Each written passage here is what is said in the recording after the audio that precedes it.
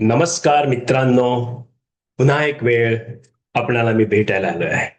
आपण नक्कीच आनंदी आणि उत्साही असाल. मित्रांनो, आजचा विचार हा वास्तवाशी तुम्ही जेव्हा व्यवहार करू इच्छिता, संभाषणच्या माध्यमातून आणि तुमचं संभाषण कौशल्य हे तुमच्या भावनांवरती आधारित असल्यामुळे तुम्हाला राग या भावनेची विशेष करून काळजी घेतली पाहिजे. हो मित्रांनो, कारण आपण जे व्यक्त होतो किंवा आपण लोकांना काही बोलतो, तेव्हा एक लक्षात कायम ठेवा की तुम्ही तुमचं व्यक्तिमत्व हे खऱ्या अर्थानं दाखवत असता. म्हणून आजचा विषय अत्यंत आवश्यक आणि तुमच्या व्यक्तिगत जीवनासाठी, व्यावसायिक जीवनासाठी, कौटुंबिक जीवनासाठी आणि अर्थात सामाजिक जीवनासाठी अत्यंत महत्वाचा आहे. The real cost of one act of your angry moment cost lot. Absolutely friend. एका रागाच्या क्षणाची खरी किंमत काय हे आज तुम्हाला मला विशेष करून सांगावंसं वाटतंय. नाती निर्माण व्हायला अनेक वर्ष लागतात. पहा, तुम्ही तपासा, तुमची नाती निर्माण व्हायला किती वर्ष लागतात. अर्थात पण ती तुटायला फक्त काही सेकंद, मिनिटं लागतात आणि ती पुरेसी आहे. कारण प्रत्येक व्यावसायिक, प्रत्येक उद्योजक, प्रत्येक व्यावसायिक नेता, व्यक्ती जो कोणी असेल, आपल्या कारकिर्दीत विश्वास कमवण्यासाठी वर्षानुवर्षे मेहनत घेत असतो. तो त्याचा ब्रँड बनवत असतो आणि जो तेव्हा त्याचा ब्रँड बनवण्याच्या प्रक्रियेमध्ये खूप कष्ट करत असतो, तो वेळेवर काम पूर्ण करत असतो, दिलेला शब्द पाळत असतो, सहकाऱ्यांना मदत करत असतो, ग्राहकांचा विश्वास जिंकण्याचा तो नेहमी प्रयत्न करत असतो आणि मित्रांनो, सातत्याने उत्कृष्ट परिणाम देण्यासाठी तो कटिबद्ध असतो आणि या सर्व गोष्टीमधून तो आपला विश्वास निर्माण करत असतो संपूर्ण त्याच्या या विश्वामध्ये, व्यावसायिक विश्वामध्ये आणि अर्थात सगळीकडे. परंतु परंतु फार महत्वाचा आहे. रागाच्या भरात दिलेली एकच अनियंत्रित प्रतिक्रिया, हो मित्रांनो, अनेक वर्षाची कमाई एका क्षणात गमावू शकते. अनुभव आला असेल? तपासा की आपल्या रागामुळे आणि आपल्या रागाच्या केवळ त्या घटनेमुळे आपण किती जणांना दुरावलो आहोत. किंवा असंही झालं असेल, कुणीतरी तुम्हाला काहीतरी सांगितलं आणि मग तुम्ही रागावलेला आहात.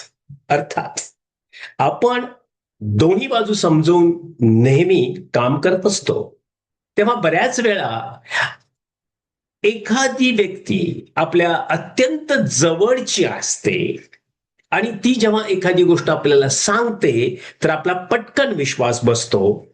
पण व्यावसायिक जीवनामध्ये ते तपासून घ्यावं लागतं. जरी तुमची एखादी जवळची व्यक्ती जी कोणी असेल, ती जेव्हा तुम्हाला एखादी गोष्ट सांगते, कारण त्या व्यक्तीला भीती असते की जे सत्य आहे ते असत्य म्हणून मी कसं सांगावं, म्हणजे माझी जागा टिकेल किंवा माझं महत्व टिकेल, अशी ही मानसिकता वेगवेगळ्या ठिकाणी आपल्याला पाहायला मिळते. आपल्या व्यक्तिगत जीवनात हा अनुभव आलेलाच असेल. परंतु हे जे मानसशास्त्र जे आहे मित्रांनो, ते तुम्हाला आणि मला समजून घेणं गरजेचं आहे. कोणी काय म्हणतं यापेक्षा मला काय वाटतं हाच विश्वास प्रत्येक उद्योजकाने ठेवलेला असतो आणि जो असा ठेवतो तो प्रगती करतोच करतो. म्हणून कल्पना करा, एका टीम मीटिंग मध्ये तुम्ही त्या पद्धतीने वर्कआउट करण्यासाठी सांगत आहात आणि त्या पद्धतीने जर काही तिथे अपमानास्पद किंवा इन्सल्टिंग अप्रोच मध्ये जर थॉट प्रोसेस झाली तर काय होतं माहितीये? तुमचा शब्द तिथं थांबतो, पण त्या घटनेचा मानसिक परिणाम संपत नाही. कारण ते जे काही बोललं गेलेलं असतं त्या क्षणी किंवा जी काही ऍक्शन केली जाते किंवा जे काही नियोजन करण्यात येतं, तो संबंधित व्यक्ती पुन्हा मोकळेपणाने मत मांडण्यास घाबरतो. हो मित्रांनो, आणि तो इतर त्या पद्धतीने शांत प्रवृत्तीमध्ये रूपांतरित होतो, अर्थात इनॅक्टिव्ह होतो. म्हणून नवीन कल्पना तो देत नाही.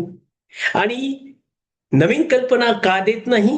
कारण तो तिथे त्याच्या त्या भावनेमध्ये पूर्णपणे डिटोरेट झालेला असतो. कारण त्याला ते इम्पॅक्ट झालेलं असतं तुमचं एका क्षणातलं बोलणं किंवा रागावणं. म्हणून चुका लपवल्या जातात, चुकावर चुका लपवल्या जातात आणि त्यांना पाठीशी घालणारेही त्या पद्धतीने व्यवहार करायला लागतात आणि त्याचा आपल्या संपूर्ण व्यवसायावरती, व्यक्तिगत जीवनावरती आणि आपले जिथे सामाजिक जीवन आहे त्याच्यावरती देखील परिणाम होत असतो मित्रांनो. म्हणून एक विश्वासार्हता निर्माण करणे आवश्यक असते. प्रत्येक तुम्ही चांगलं काम करत असाल, परंतु तुमच्या टीममध्ये तुम्ही विश्वास कधीही गमवू नका. कौटुंबिक व्यवसायामध्ये याची किंमत अधिक मोठी असते मित्रांनो. म्हणून व्यवसायातील मतभेद अनेकदा नात्यामध्ये संघर्षात बदलतात आणि आर्थिक निर्णय, उत्तराधिकारी असेल, जबाबदाऱ्यांचे वाटप असेल, हे विषय चर्चेऐवजी अहंकाराचा प्रश्न बनतात. असं अनेक मोठमोठ्या उद्योगांमध्ये आपण झालेलं पाहिलेलं आहे. अर्थात रेमंड हे त्यासाठीचं एक उत्तम उदाहरण तुमच्या आणि माझ्या समोर आहे. समस्या नंतर सुटू शकतात, पण नात्यात निर्माण झालेली दरी अनेक वर्ष भरून निघत नाही मित्रांनो. उद्योजकांसाठी हा मोठा धडा आहे. एका ग्राहकाशी रागाने बोलणे, एका पुरवठादाराचा अपमान करणे, एका कर्मचाऱ्याला सार्वजनिक, जर तो चुकीचा असेल तर सुनवा, पण चुकीचा नसेल तर त्याच्या विरोधात कुठलीही गरळ ओकू नका. अर्थात जे कोणी या संबंधाने आपल्या संबंधित असतात त्यांनी मात्र ही काळजी घेतली पाहिजे. हे फक्त काही क्षणापुरतं असतं मित्रांनो. आजच्या डिजिटल युगात तुमची प्रतिष्ठा, तुमचा रेप्युटेशन अत्यंत महत्वाचं आहे आणि त्यामुळे तुमच्या अगोदरच तुमची माहिती मिळते. कारण डिजिटल युगामध्ये काहीही लपून राहत नाही. एका समाधानी ग्राहक जेव्हा तुमच्याबद्दल चांगलं बोलतो ते पटकन लोकांपर्यंत जायला वेळ लागतो, पण चुकीचं जर असेल ते पटकन पोहोचतो. तेव्हा माझ्या सर्व उद्योजक मित्रांना एकच सांगणं आहे, तुम्ही तुमच्या एकंदरीत रागाच्या भावनेवरती नियंत्रण करा आणि जे योग्य आहे ते सदैव तुम्ही तुमच्या बरोबर ठेवा. कारण तुम्हाला बॅलन्स माइंड हा कायम ठेवावा लागतो. कारण अनेक विविध प्रकारचे आवाज तुमच्या अवतीभोवती येत असतात आणि त्या आवाजामधून तुम्हाला फिल्टर करून योग्य तो आवाज ऐकायचा असतो आणि ते कौशल्य तुम्ही निर्माण केलं पाहिजे मित्रांनो. मग नाराज ग्राहक त्या पद्धतीने एखादी गोष्ट बोलला तर पटकन जातं. म्हणून लक्षात घ्या, निगेटिव्हिटी स्प्रेड व्हायला वेळ लागत नाही, पण पॉझिटिव्हिटी किंवा पॉझिटिव्ह थॉट प्रोसेस पोहोचेपर्यंत, कारण निगेटिव्हिटी एवढी या समाजात, या जगात आहे की पॉझिटिव्हिटी पोहोचायला खूप वेळ लागतो. म्हणून चांगल्या लोकांना खूप त्रास होत असतो. तुम्ही पण त्यातून गेलेला असाल किंवा जात असाल. तुमच्या भावनिक प्रतिक्रियेची किंमत तुमच्या व्यवसायाला मोजावून नका देऊ, कारण ती मोजली जाऊ शकते जर तुम्ही तुमच्या भावनिक प्रतिक्रिया न समजता जर तुम्ही त्या पद्धतीने केल्या तर. म्हणून मित्रांनो, भावनिक बुद्धिमत्ता आपल्याला एक महत्वाचा धडा शिकवते. वाद जिंकणे आणि नाते जपणे या दोन वेगवेगळ्या गोष्टी आहेत. प्रत्येक वेळी आपले म्हणून सिद्ध करणे आवश्यक नसते आणि कधी कधी नाते जपणे हे सर्वात मोठे यशही असते. महान नेते, जे अर्थात वेगवेगळ्या प्रकारचे उद्योजक मित्र असतील, व्यावसायिक नेते असतील, तात्पुरत्या समाधानापेक्षा दीर्घकालीन विश्वासाला अधिक महत्व देतात आणि म्हणूनच ते सर्वांना बॅलन्स करून चालतात. कारण त्यांना माहिती असतं विश्वास निर्माण करायला वर्षे लागतात आणि तो गमवायला काही क्षण पुरेसा असतो. म्हणून पुढच्या वेळी रागाच्या भरात बोलण्यापूर्वी स्वतःला एक प्रश्न विचारा, मी जे बोलणार आहे त्यासाठी मी अनेक वर्षाचा विश्वास गमवण्याची तयारी ठेवली आहे का? बहुतेक वेळा उत्तर असे नाही, आणि ते नाहीच उत्तर बरोबर आहे. म्हणून नेतृत्व अर्थात म्हणजे मोठ्याने बोलणे. अर्थात तुम्ही जेव्हा एखादी गोष्ट बोलता तर ती व्यक्त होण्यासाठी नेतृत्व हे योग्य शब्द निवडला पाहिजे. तुमचे जे शब्द आहेत, तुमची शब्द निवड योग्य असली पाहिजे. आणि तुमची शक्ती इतरांना हरवण्यासाठी नाही, तर इतरांना जिंकण्यासाठी असते मित्रांनो. म्हणून शक्ती म्हणजे स्वतःच्या भावनांवरती विजय मिळवणे आहे. आणि सगळ्यात महत्वाचं, तुम्हाला विचार करण्यासाठी एक प्रश्न नेहमी तुम्ही स्वतःला विचारा, तुमच्या आयुष्यात असा एखादा प्रसंग घडला आहे का, जिथे एका रागाच्या क्षणाने एखाद्या मौल्यवान व्यवसाय किंवा व्यक्तिगत नाते तुम्ही दुखावलं आहे का किंवा दुरावलं आहे का? तर लक्षात ठेवा, तुमचा अनुभव तुम्ही जरूर कमेंटमध्ये शेअर करा. कदाचित तुमचा अनुभव दुसऱ्या एखाद्या नेत्याला किंवा एखाद्या व्यक्तीला तो उपयोगी पडेल. तेव्हा मित्रांनो, आपली भावनिक बुद्धिमत्ता यावरती तुम्ही आणि सर्वांनीच आपण विचार केला पाहिजे. तर काय मित्रांनो, आजचा विचार वास्तवाशी आहे. एका क्षणाचा राग तुमचं नातं तोडू शकतो. तर ते कधीही आपण नाही करायचं.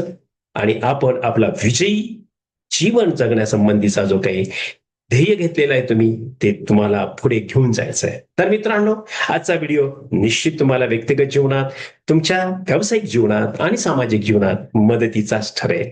हा तुम्ही व्हिडिओ ऐकला आहे, अर्थात तुम्ही लाईकही केला असेल आणि सबस्क्राईब केलं नसेल तर सबस्क्राईब करा आणि तुमच्या मित्रांना पाठवा. अर्थात जे जे कोणी तुमचे मित्र असतील, व्यक्तिगत जीवन त्यांचं जगत असताना त्यांना येणाऱ्या अडचणी, त्यावरती या व्हिडिओचा त्यांना उपयोग होईल. तर मित्रांनो, धन्यवाद, तुम्ही माझा व्हिडिओ ऐकलात आणि विशेष करून तुम्ही मला तुमच्या कॉमेंट्स देतात त्याबद्दल धन्यवाद.